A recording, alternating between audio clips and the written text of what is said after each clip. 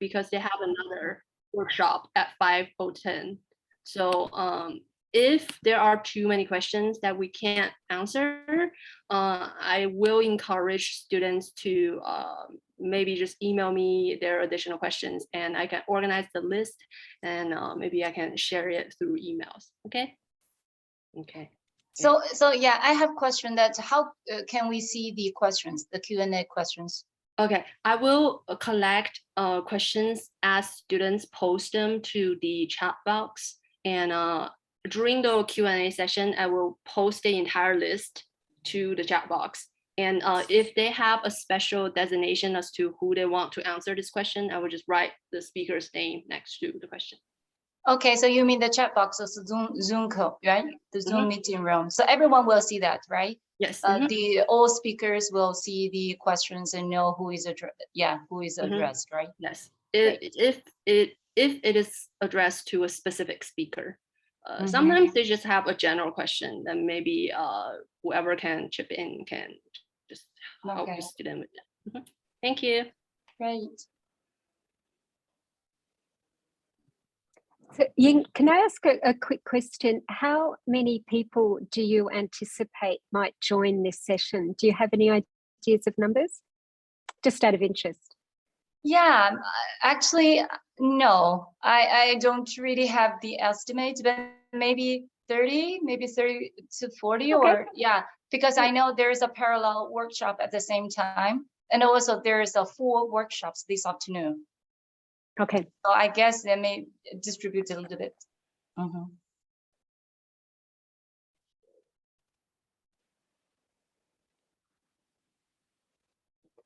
Paulina, can I ask you, where are you doing your internship? Where are you located right at the moment? Right now, I'm at San Michele in Italy, northern Italy. Excellent. Yeah, so the nearest city, I think it's Trento. Oh, lovely. Yeah, so I'm here at Edmund Mark Foundation. It's an institution for computational biology. Huh. Is it interesting? Yeah, so yeah, it's quite interesting. We are doing a metagenomics for our samples from Kazakhstan here. So it's like a collaboration. Very good. Yeah. Excellent. Excellent.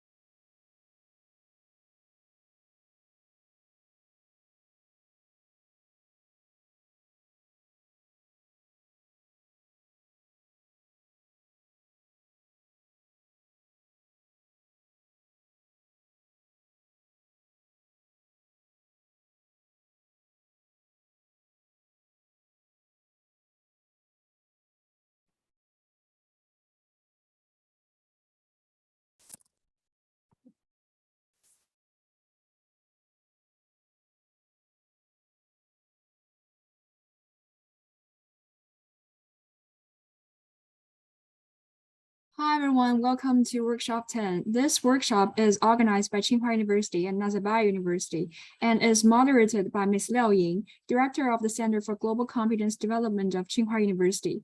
Our main guest speaker for today is Dr. O'Donnell, Vice Provost for Academic Affairs of Nazarbayev University, and we're also lucky to have 4 student panelists. Now I'll yield the floor to our moderator, Ms. Liao Ying. Thank you. Thank you. Yeah, dear colleagues and the students, thank you for joining us for the workshop. The topic today is the academic integrity and sustainability competence. So today's workshop will be hosted jointly by Nazarbayev University and Tsinghua University. First, I would like to introduce our guest speakers today, Dr. Loretta O'Donnell from Nazarbayev University. Dr. O'Donnell was appointed in 2013 as the Vice Provost for Academic Affairs at Nazarbayev University in Kazakhstan.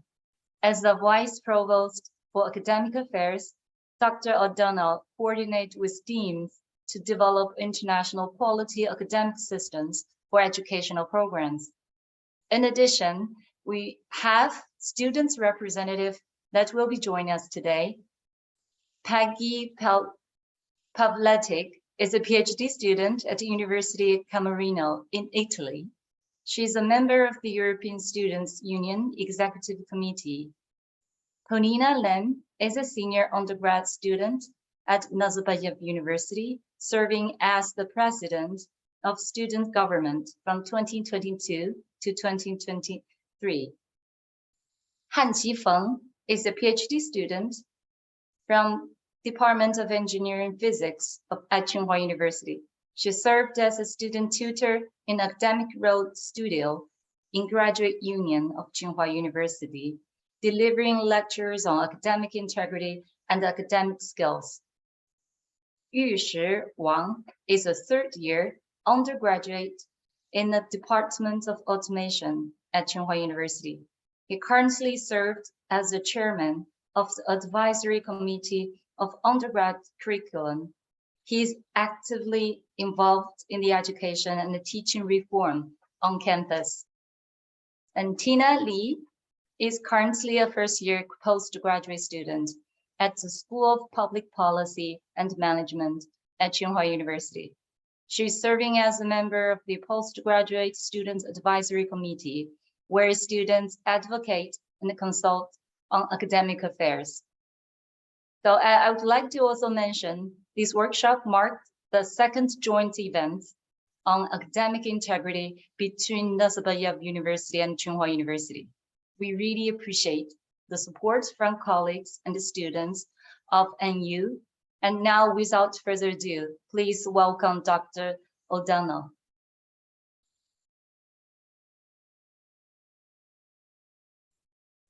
So Dr. O'Donnell, the floor is yours.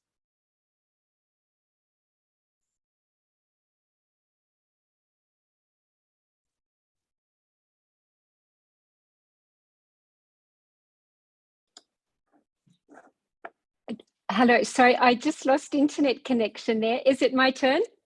Yes, it's your turn. Oh, okay, I apologize for that. I'm on vacation in Sydney, Australia, and we've just got a little bit of a patchy internet problem here. So apologies for that. I'm just going to share my screen right now.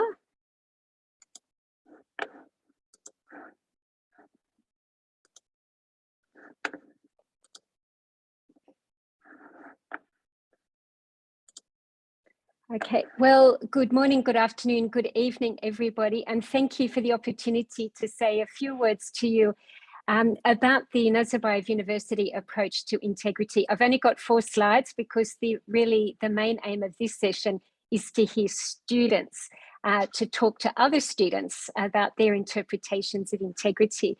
But I would like to acknowledge the great work that Tsinghua University are doing in promoting this important debate. And I would also like to acknowledge the work of my colleague Evgenia Kim, who I think is on the call here today. She's been leading the approach at our university on really developing deep discussion and deep debate about integrity from a student perspective. So we've got a project that's been going on for a couple of years, and the whole concept of it is that more than anyone else in the university, it's students who really believe that integrity is the best way forward. What we understand is that most students don't want shortcuts. Most students want a fair system. Most students want equity, both in the classroom and beyond.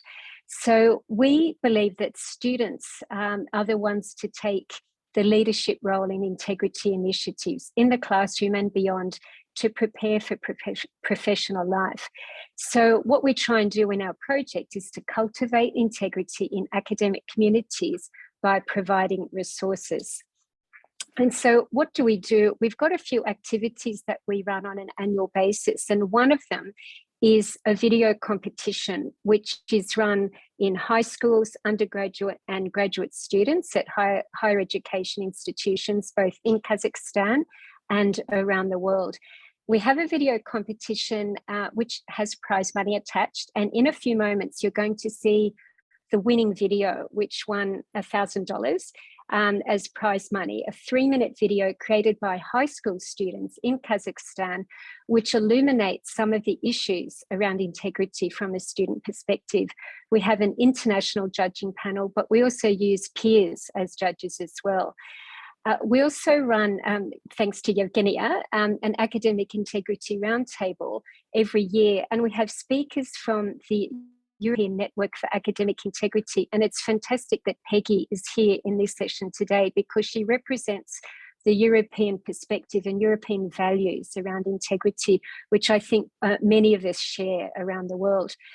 It also includes speakers from business and educational institutions because integrity, as we all know, doesn't begin and end in the classroom. It's part of life. It's part of professional life. It's part of business life. It's part of life in general. And what we do try and encourage, again through my colleague Evgenia, is opportunities for students who are really interested in this to take on specific internships and to encourage networking amongst like-minded students. So if you're interested, here's our website. We're active on YouTube, Instagram, and Telegram. And the winning videos are available on YouTube. And I think, Ying, if I'm not mistaken, that you or one of your colleagues are going to show the winning 3-minute video just to get the ball rolling and get the conversation started. So that's all for me. I hope everyone enjoys this discussion, and I really look forward to hearing students' views about integrity. Thank you very much. Thank you. Yeah, we will run the video. Yeah, so then we can get glimpse of Thank that. you.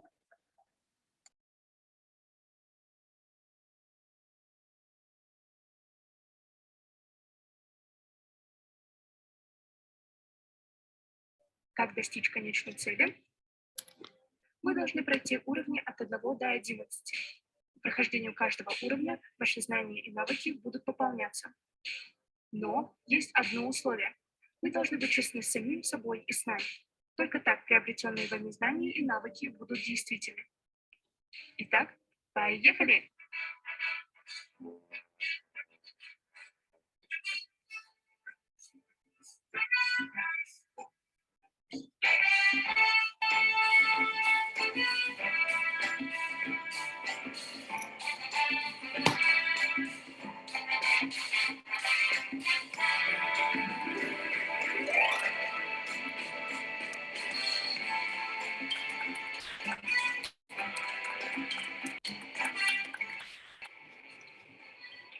Нравится?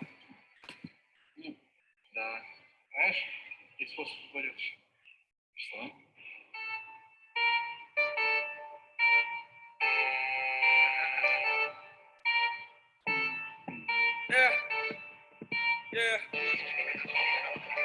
Минутром кадиллака,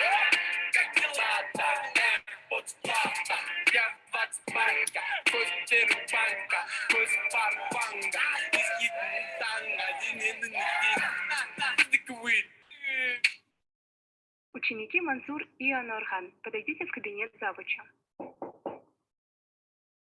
Мансур Анорхан, я вижу, что вы начали крайне преуспевать в своем обучении. Молодцы. Но если серьезно, Я знаю, что вы записываете.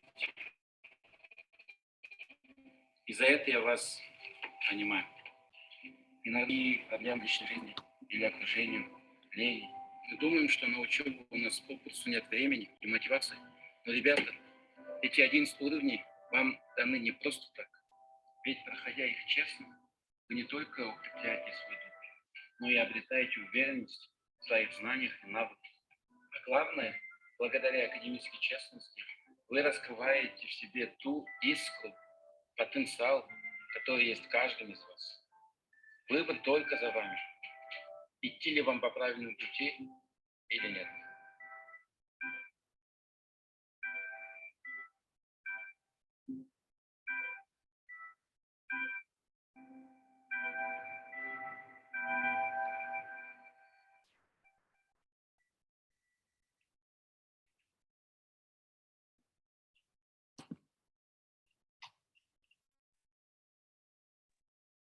Thank you. Thank you. I can feel the energy. And also, yeah, we can see it's a very well-written story and a professionally produced video. So Dr. O'Donnell, should we move on to the students representative? Yeah. Let's do that. Let's do that. They are the leaders in this debate. Let's hear what they have to say. So yeah, they will tell their story themselves. Yeah. So first, let's invite Peggy.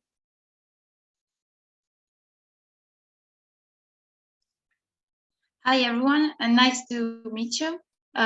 So I can give a brief introduction and maybe speak about some of the topics on the academic integrity. So I come from the European Students' Union, and we are a member of the European Network for Academic Integrity. And this is the work that we have now started becoming more and more passionate about, as we see that in Europe, there is a real need to enter academic integrity into the educational process. And maybe in terms of some of the role models that we can see are really the people who work under ENI. And one of such people is Irene Glendinning. So she's a person who is very open to students, a person who is always kind of there to help us, and she's always quite inviting and open. And I also have to mention the colleagues from the QQI in Ireland that are doing this wonderful job of involving students in the processes of academic integrity and linking academic integrity to quality assurance and making sure that every institution in Ireland takes care of their academic integrity in the higher education systems. And maybe I can also offer some of the examples of maybe the types of things that students struggle with mostly. I come from the South Eastern Europe, and there we can see that students have a problem in terms of understanding what academic integrity really is. And there is this collegiality to also not report when you see academic integrity, because you just think, oh, it's unfair, I don't want to do this to my colleagues. And I think that the students from Kazakhstan, when they were presenting their students' videos, really took a very good note of this, and also have shown how generalized or how marginalized academic integrity can be as a value. And I think that what I always like to say kind of is like academic integrity is built over years and years, but one mistake can cost you that academic integrity. And this is something that we usually just forget because it's a part of the culture and we don't perceive it as such a big problem for us. And yeah, I think if I were to offer an advice to younger students is just to learn to research academic integrity. Don't be afraid of it. It can be really scary when you see your seminar, everything is graded, you're plagiarized here. Really take it as a learning experience, and to make sure that one day your way of action and your way of conducting yourself becomes the normality in academic culture and in general in the society. And I think that one takeaway that we really need to take into account in the future is to really make sure that academic integrity gets integrated into higher education. And I think Kazakhstan is a very good example of that, because you are really trying to involve the students. But I think the rest of the Europe has a little bit of a setback there. And we have academic writing sessions during our education, but we never have the academic integrity ones. So if I were to change one thing about our education, it would definitely be putting academic integrity is one of the core competencies the students should obtain during their education. So Sam, thank you, Peggy. Yeah, so let's see another perspective from Polina. Hello, can we do a little sound check? Can you hear me well? Yes. Yes, great. So first, let me introduce myself. My name is Polina. I'm from Kazakhstan. I'm the current president of the student government. I'm a senior student, so I'm graduating next year, preparing for my professional life. I'm a computational biologist. And I think that the problem of academic integrity is often viewed from a really narrow perspective. And it is really important for students, high school students, higher education, like bachelor's or graduates, is to understand that academic integrity is not only limited to your education. So it is about being true and being whole to yourself, because every knowledge, every skill that you kind of earn through education in school and university, and then in professional life, you will be using it until the rest of the days. And when we talk about education, it is important for both faculty members, so teachers and professors, and students to play as one and be involved in the problem. Especially here, I mean, after the COVID, after the quarantine, I think many institutions have noticed how acute the problem is of the cheating, of not being honest, of students thinking more about grades than about knowledge and skills that they actually have to be focused on.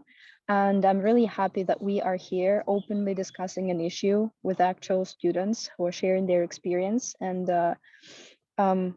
I just would like to, I don't know, make a stress on the fact that academic integrity and just integrity in general, it is about understanding why are you studying, what is your final goal, and why this knowledge is important, and not just the grade and not just the diploma, like the paper that you're getting.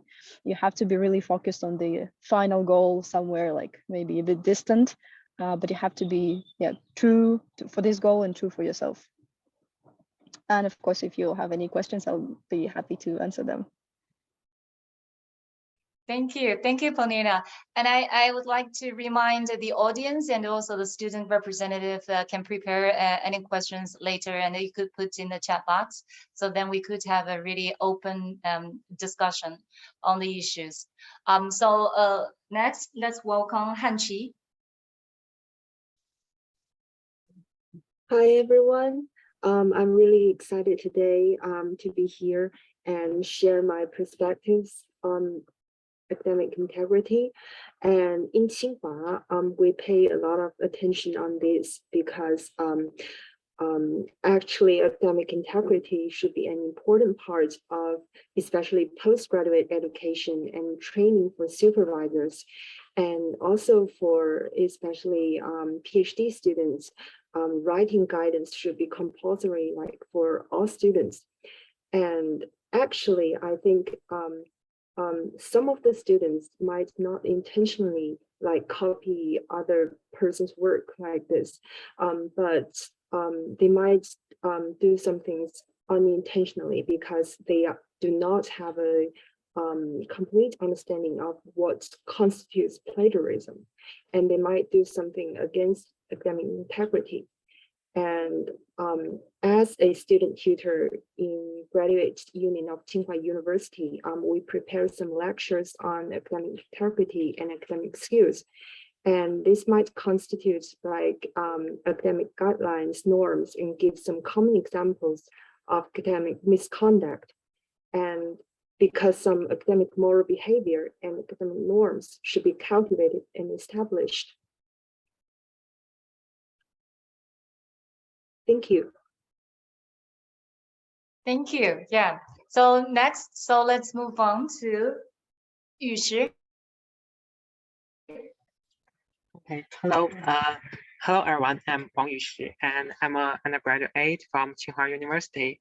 And now I'm serving as the chairman of the advisory committee of the undergraduate curriculum. And I'm glad to attend today's workshop. And I think the construction of the culture of integrity has always been paid attention to by Tsinghua University. And I'm quite agree with Polina that academic integrity is not just the same as no cheating or no plagiarism. Apart from the basic requirement of the academic integrity, it also requires us to have a right attitude towards learning and to pursue knowledge and truth only. We study not for the grades or something else. And to create the culture of integrity, our committee has been working on the reform of the education and the curriculum. Our work can be summed up in our efforts to make the rules clearer and more transparent, break down the information gap among students, and encourage students to pay attention to the academic itself. For example, last year we did a proposal for a course that called Physics Experiment. The course has more than 1,000 students enrolled every semester, so it's a quite big challenge for teachers that how to organize the course. For a long time, there has been a culture among students that they don't pay attention to the experiment itself, but spend too much time and efforts writing the report, and often refer to the report of previous years. But this is not helpful for them to understand the experiment content. Therefore, we propose to increase the proportion of the scores in the experiment process and strictly limit the number of words in the reports. And we want the teacher to provide more specific scoring standards and detailed guidance, so that students can get high scores by their own efforts without spending too much time or referring to the previous reports. And students can have more time to explore or discuss their curious problem. And this is what we do about to build the culture of integrity. I hope it may be helpful to you. Thanks. Thank you. It's a very interesting example. Yeah, so next, let's welcome Tina. Thanks, Ms. Liao. Can you hear me? Yes? Okay, great. I'm Tina. I'm also from Tsinghua University as a postgraduate student. And as Yushi is from the undergraduate student council, I'm from the postgraduate student council to the school. And I want to make 3 points regarding integrity as the opening. The first one is from our understanding, the integrity of academic integrity is not only about top-down approach, but also the bottom-up approach. That's why our student committee provide a lot of frontier insights and recommendations to the school and to teachers. For example, we were also recommending some course changes as she just introduced. The second point I really want to make is that when we talk about integrity, it's always something so serious, so bad, like penalty and like all this kind of thing. But in our school, we try to make it not only something we should pay a lot of attention and take it seriously, but at the same time, we try to make it easy and fun.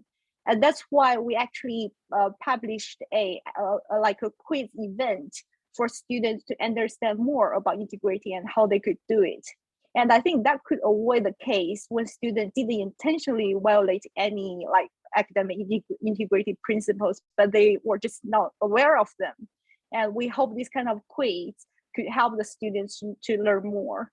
And the third point I really want to make as the starting point for discussion is integrity. When we talk about it, it's like very academic topic, but this should not be a sole thing. And it could be combined with other factors and technologies to make students and professors' life easier. For example, we have a computer science student association here, and the students from this association actually developed a Python software just to make sure that all the academic papers are like compliant with the integrity requirements. That's the 3 points I really want to make. A student-oriented approach, it could be easy and fun, and it also could be combined with other technologies to make it efficient and effective. Thank you. Thank you. Yeah, I think all students representative already finished first rounds of storytelling and comments. So I think the rest of the workshop we can open for discussion. Audience and also our guests could propose some questions, and also just like we mentioned and put in the notice before, that we could also talk about in terms of integrity, what is a role model?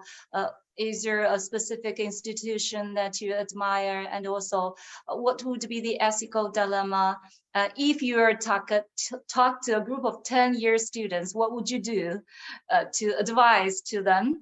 And how would you be able to contribute to create a culture of integrity? And so I think also a lot of related question. I really appreciate that everyone, no matter you in which organization serve as a volunteer, but you really have these hands-on experiences. So I already have one question. Maybe we can start from here. There's a question in the chat box. It said, I have a question for guest speaker. How to teach, invite, and attract students to realize from within their own self how important integrity is, given that I think one of the root problem refers to characters and habits that are sometimes difficult to change. So any guests would like to respond to the question?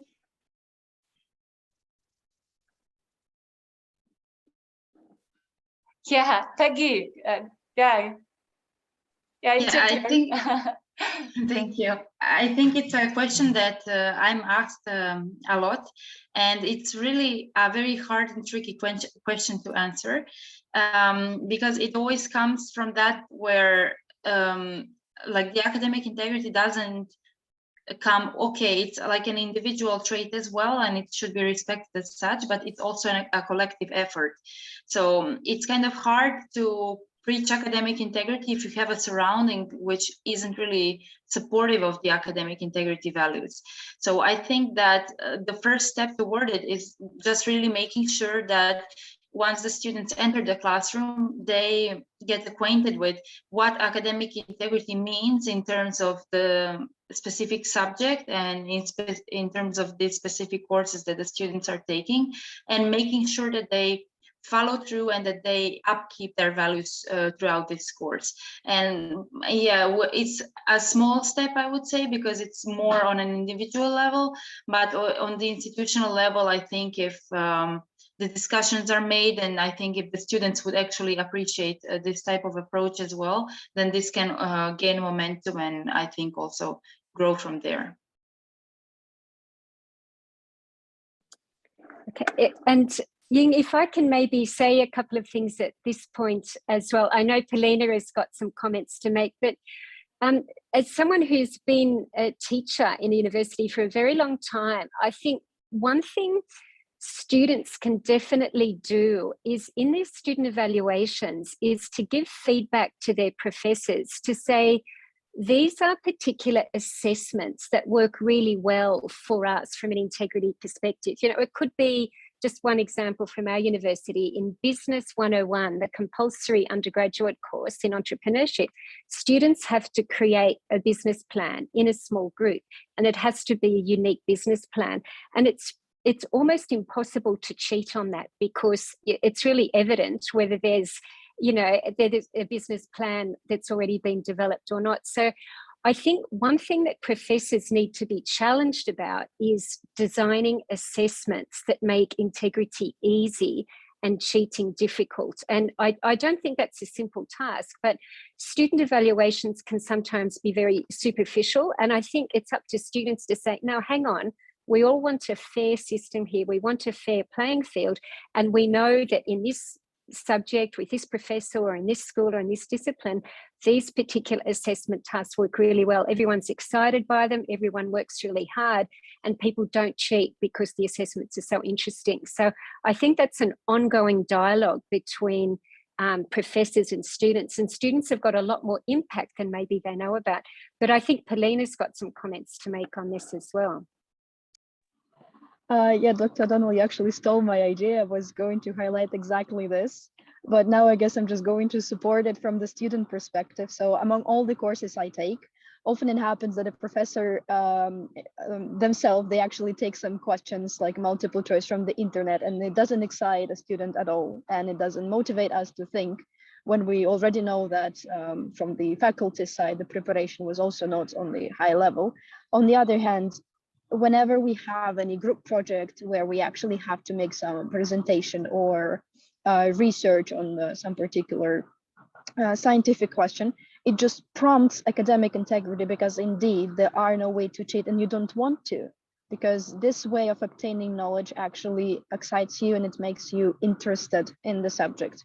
So I also agree with what Peggy said. This is about maturity of the students and developing their understanding of integrity, but it also has to be a same like reflected effort from the faculty and from the professors. Can I chime in for a second? I fully agree with both Professor and also Peggy and Polina.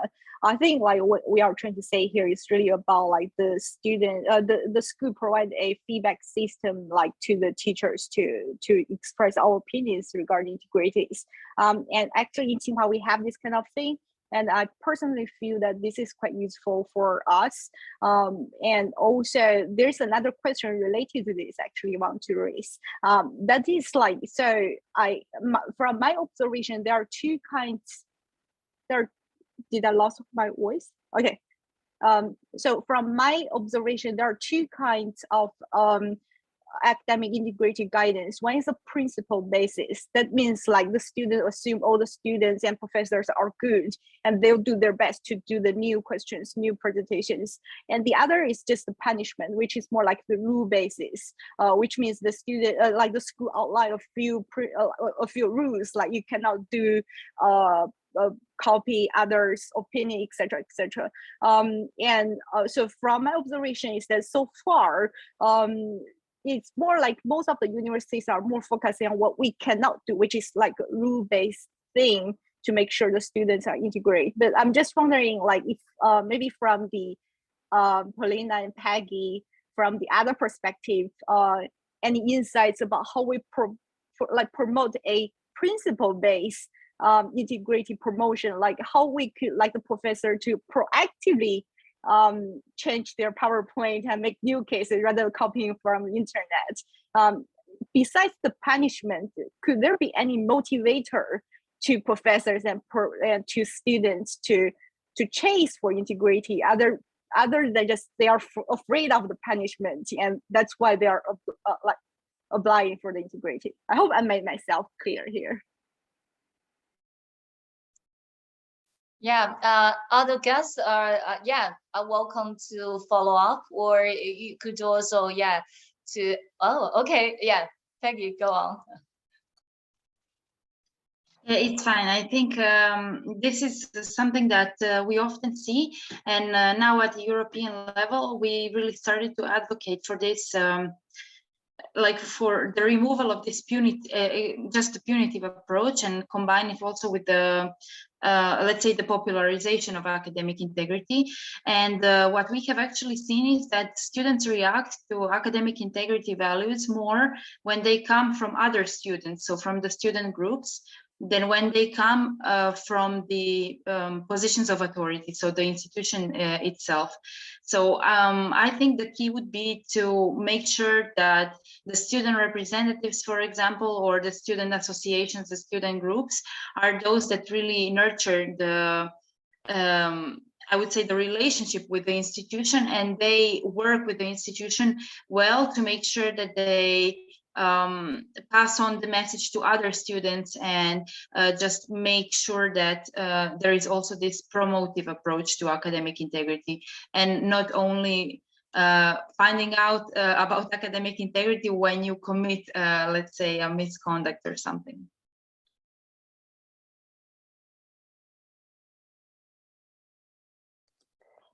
If I may, Ying, just to add something to what Peggy's saying, I'd be interested to ask Tina a question, if I may, Tina. As a graduate student, what do you think about the importance of reputation? You know, there's social media and reputation, whether you're on Instagram or whatever, and you get so many likes and so many followers. But is there something about students within universities developing a reputation for honesty and integrity, or the opposite? And I don't know if that's something that you've seen, you know, either here or elsewhere where you might have studied or visited, where students actually, while they are students, develop a reputation, and that reputation stays with them from undergraduate to graduate and possibly professional life. Do you think that that's a part of the conversation? Students actually are developing a reputation, whether not. One. Sure. Could you hear me? Because my earphone just get out of battery. Thanks, Professor. I would like, I think this is a very good question, and I would just share the perspective from China, but the other two fellow students, please feel free to chime in here. So I want to first start with the explanation from the negative perspective, which is more like the bottom line. So in Chinese, there's a new word which is called social death, 社会性死亡. That means like once you make some like mistake and you are basically you are alive, you are still alive, but your social network are dead, and that actually end the career either academic or professional. And some of the cases for this is really because they were not stick to the academic integrity, and they were also some like pop stars who committed this kind of situation which end their career basically. And I think that's one of the bottom line for reputation management. And like if the students doesn't take care of their academic integrity and cross the bottom line, that basically it's a social death for them. But on the other hand, I also want to talk about the positive side about students maintaining a like reputation within their academic, either with their mentors or with their peer students. So I would say like in our university, most like 99% of professors are of integrity, and they are so keen to do their work and helping students, and they have lots of resources. But at the same time, I think the whole reputation thing is also building a personal branding for ourselves, which means like it's not only about like what I get like from undergrad to postgraduate, and the professor will cross-check your reputation when they want to recruit you as his or her students, but also about like students have this kind of information and they know who are reliable and they will turn to them. So that's the two things I want to say. Like it's very popular called social death, so negative side and positive side. I hope you learned the Chinese word today. Yeah, yeah. So other guests, yeah, and feel free to follow up comment. And also now we have another student question. So do you think online learning due to the pandemic deteriorated academic integrity when students are taking examinations remotely? How can we prevent this problem? Yeah, this is exactly the question that I would also want to know. Yeah, anyone would want to comments on this one? Yes. Yeah, who was trying to speak? Oh yeah, Dr. O'Donnell. Yeah. Okay, thanks. Yeah. And I know Tina's got some comments as well, but I would come back to some of the points that Paulina was making beforehand, and that is that assessments can be creative and can be interesting and can be group-based so that there's a level of appropriate peer review, so that you can do some things remotely. It doesn't have to be just an old-fashioned closed book exam suddenly on Zoom, but it can be a creative group-based project that requires complex problem solving. Even in an online environment, it is possible to do assessment tasks well and efficiently and effectively. But if there is a real pedagogical reason to have an examination, then one suggestion is to make it open book and say, okay, you can look at your book, but the exam questions have to be really, really hard and have to be graded at a much deeper level, because you can reference material, but it can be just simply an assessment in a short period of time, such as, instead of just 1 or 2 words, but have like a paragraph or a half a page answer, but very time bound, so that you can look at outside resources, but you've got to think deeply and think critically. So a bit actually to answer the question that this student has asked, I think unfortunately this student is correct, and that there was more cheating during the pandemic. We observed a spike in our own university, and I believe that it's true around the world. So I'm not saying we're perfect, we're absolutely not, but we try and monitor it really carefully, and we are trying to come up with creative assessments to help reduce this in the future. But I know Tina's got some comments as well. I just have a personal experience. I'm not sure whether this is common, but I have been learning Japanese last semester, and like there has been this kind of final exam, which is more like writing the Japanese to the teacher. And just from my personal view, I feel online exams are more fair compared to the written exams. And the reason is because we were allocated in different rooms and we were using the laptops, and they were the telephone apps which are monitoring our situation. In that case, each person is really doing their own work and like writing their Japanese, whether they remember it or not. But at the same time, like go back to the semester before last, and when we were doing this kind of in-class exams, at that time, I actually feel there are some kind of like, for example, if there is something like you don't know, maybe students will just like have a bit of conversation with each other, like because like the exam is in order, so one person after each other another, and that's why like students in the later order may check with you about what the teacher has been asking the questions, and if this is not significant, maybe sometimes some student will share the information.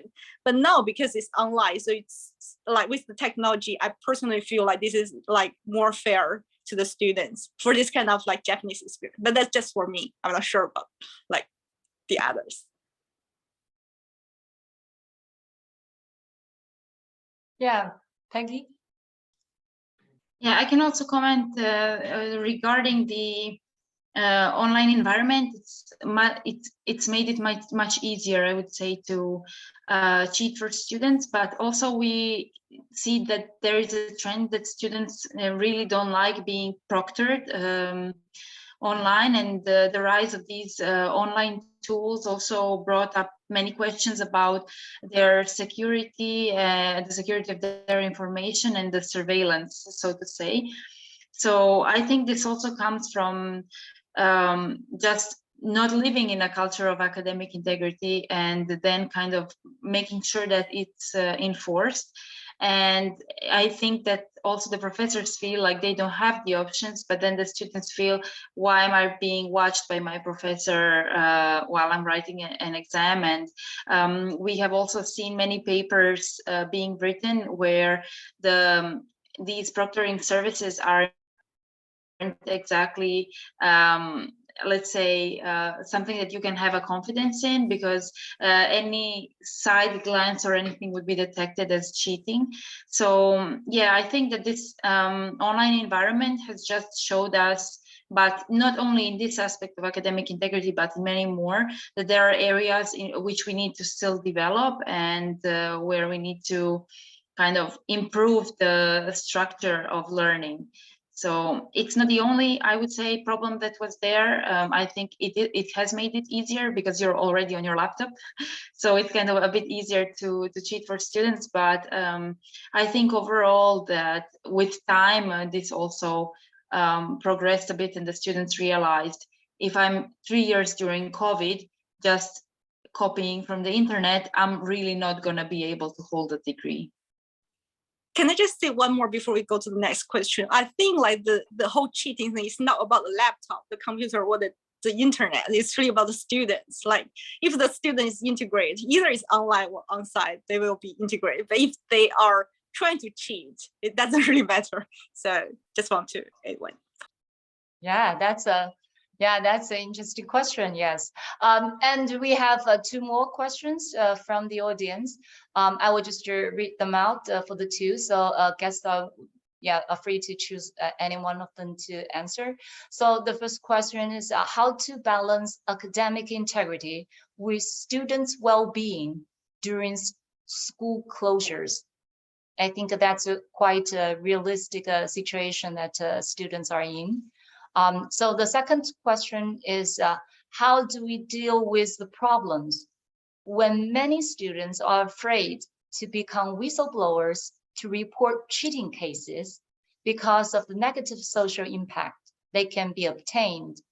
For example, be ostracized or criticized by majority of the friends. Yeah, or maybe because the majority is cheaters.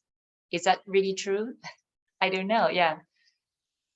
So guests are free to unmute yourself and respond to the question. Yeah, I can maybe say first that I really hate the word whistleblower, because I think everyone has the right to say if they feel that something's going wrong or that something is not kind of correct. And I really don't like this word in academia, because we are supposed to be an open community, very democratic. So yeah, but there is this problem of students collaborating with each other, and this isn't just the case of now this one exam or something, but you also expect that these people will one day become your colleagues. And yeah, you just don't want to have, let's say, something bad on your rap sheet. But on the other side, I think that on a case-to-case basis, and if the students speak to each other and tell each other, okay, now I have seen you, I really think what you're doing is incorrect, and if I see you another time, I will be forced to report this. But I just wanted to let you know that it's not something that I would support. And I think that yeah, in the culture of academic integrity, if we are able to open freely about this and not being immediately like, okay, you are totally dishonest and I will report you, but also just giving the chance of communication, I don't think that any students would in fact say, okay, you did this because you are a bad person. But it's more like, okay, I was warned, I started thinking about this, and I'm sure that many students would just refrain from doing such actions in the future.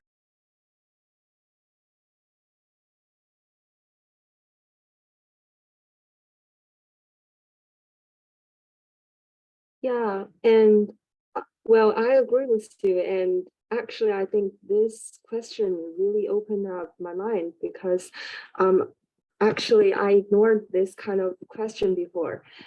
Actually, when we were in school, I think it took much courage to like report to the teacher, like someone did this kind of did this kind of like situation or things like that, because this might harm like students, friends, friendship, things like that. But actually, like we just mentioned before, I think this is a kind of important culture that we need to cultivate, because like someone cheated might be angry with this because they think it's none of your business. Why do you report this to the tutor, right? But actually, we need to cultivate and establish the culture that what you did actually harm everyone's interest. It's not a problem that only focuses on your single situation, right? Yeah. Tonina? I basically agree with everything that was said before. I would just like to make a little comment. We had one lesson. I think it was some language course where we discussed the topic of reporting people who cheat during their exams. And one person said, I feel really frustrated when the person who I know cheated get the grade higher than I did. And why should they get the higher grade if they did it unfairly? And I just think that this approach might be a bit, not like to say incorrect, but maybe a bit distorted, because when we want to promote academic integrity, we should not say, I also want to get a higher grade, and I don't want a person who cheated to get the better grades or professor's appreciation or something, because your grade is not getting better because of it. It's not for your profit. It's not because you're sad. If we want to promote the academic integrity by motivating people to report the cases and actually establishing this like citizenship responsibility, so we are all responsible for what's happening in society. If we ignore it once, it will just be continued in the future. But we need to approach this with a correct state of mind. So we are doing it not because we are sad that we get the bad grade and someone got the good grade. We are doing it because we want our society in general to be better and to promote academic integrity within the educational community, since here we're talking about academic integrity. So I think it's important for students to keep in mind, why are they doing it and why is it important? And not for themselves, for the sake of the community. Thank you, Panina. As we are approaching almost the end of the workshop, here comes 2 questions. I think we could do a wrap up that any guest could choose one of them to just wrap up your comments. So the 2 questions would be, first is one word to explain what benefit may academic integrity bring to you in both personal and professional contexts. That's the first one. The second one is any specific advice on how can both students and professors contribute to create a culture of integrity over the next 10 years. So first question is one word, and second is a specific advice. You can choose either one. So for each of our guests. Okay, Polina. If I may, I want to choose the question with one word to save all of us time. The word will be confidence. So when students are pursuing their knowledge and skills by means of honesty, not teaching, not cheating, it makes you confident in your knowledge and your skills. So when you're challenged in the real world by any kind of critical task or maybe a problem solving at the workplace or anywhere else, you're confident that your knowledge is solid and your skills are true. So I'm sorry for the wind. It is better for you in the future. It makes you, as I said, confident in your skills and knowledge, and just show that you can do the thing you were taught for. Yeah, that's cool. So confident it is. So Peggy, so what would your comment or respond? Yeah, I would say, since I am a PhD student, this is a skill that we highly value. So I would say that the word I would associate it with is respect, because I think that people who have academic integrity are respected not only from their colleagues and in their field, but also from their students and everyone that surrounds them. And for the question for specific advice on how the students and professors can contribute, I think it's just communication and making sure that the topic is being discussed, that it's not something that just all of us are thinking, it's something that implies. So just discussing it with the students, I think that everyone can take 10-15 minutes at the beginning of the class or before they give certain homework to the students, to just discuss some of their perspectives and to give them some advice on how to integrate academic integrity in their work. Yeah, I also want to answer both. Question 3, it's about, so my word is trustworthy. Integrity brings trustworthy and reputation. Trustworthy and reputation brings resources and opportunities. And question 4, I want to correct Peggy from my professional perspective. University is not an open community, it's a very hierarchy organization. From this perspective, I feel the appropriate policy for professors and for students are very important to build an integrated culture. Thanks. Hello, and I want to answer the question 3, and I want to use the word explain what is the benefit that integrated for me. I think integrity make me to get more firm knowledge and skills, and I can be firm when I have a firm direction and the way I know what I want to do and where I want to go. I will not go with the stream, and so I think the word frame can explain what is the benefit that integrity bring me. Yes, thanks. And actually, I would like to answer question 4. Actually, I think it's a complex question and it could not be like solved in a very quick way. But I would like to say that I think both students and professors could pay a little bit less on the results. And actually, this might help to contribute a better culture of integrity. Yeah. So Dr. Adona? So Dr. Adona, would you like to comment? Look, I'm just so impressed by the level of this conversation. Honestly, my colleague Evgenia, who is on the call, and I think are just deeply impressed by the commitment that this group has to really clarifying what these complex issues mean. They're not easy issues, and I think in different times and places, some of these topics were relatively taboo. People didn't really want to talk about it, but everyone here is open to not only looking at solutions, but to doing some root cause analysis. Why does this happen? What's really going on? So I think in that perspective, I'm just really enjoying this conversation. And I'm sorry, I know you do need to bring it to a close, but if I was to come up with one word, and it's a tough question, but for me, I think the word would be self-awareness, because I think if you're a self-aware human being, you know why you do what you do. You make very conscious choices, transparent choices, transparent to yourself, because at the end of the day, you've got to look in the mirror and say, I'm the best person I can be, in all the context in which I operate, I'm doing the best that I can. And I think that's a fundamental characteristic of leadership. And everyone here on this call, all 76 people, I think they would all aspire to be leaders in some way, in professions, in business, as entrepreneurs, as researchers and academics.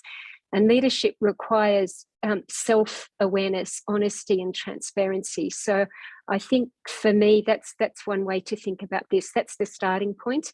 And then I think, as everyone has said, Peggy has said, Tina has said, Hangxi, Yushi, Polina, they've all said that's not enough. Essentially, we need systems to really create the opportunities for integrity. We need a culture and a context that supports it.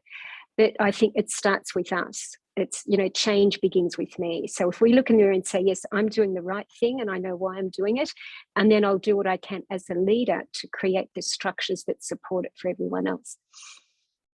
Thank you. Yeah, thank every guest and also audience. I can see I'm really impressed by the frank, open and sincere discussion. Yeah, everyone speaks from bottom of the hearts. And also we have takeaways, right? Thanks to the audience question, we have words, right? Confidence, respect, trustworthy, reputation, firm self-awareness. So then we could take this on and also try to think about that, reflect on ourselves. So I really appreciate everyone's time, especially to our partner and also all the guests and all the audience to commit their time. And yeah, I have to say that it's getting close of the workshop, but I think maybe next year, GSS, we will see each other again and keep updates on the academic integrity, what we have achieved and what we have explored and improved. Yeah, thank you everyone, and looking forward to other GSS events. We will see each other again. Okay, thank you. Thank you, our guests. Yeah. Okay. Before everyone go, please, all students and yes. panelists, please turn on your video camera so we can do a group photo. Yes, yes, we should do. Yeah, it's a memorable moment.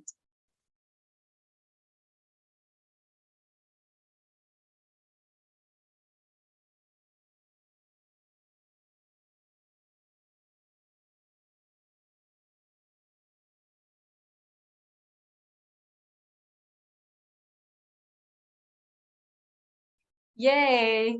Yeah, thank you. Hope we will see each other, yeah, in person. Yeah. Thank you. Yeah, bye-bye, everyone. Bye-bye. Thank you all for this wonderful workshop. And now we'll have a 10-minute break for all the students. Please be back 10 minutes later for our next workshop. See you then. See you. Bye.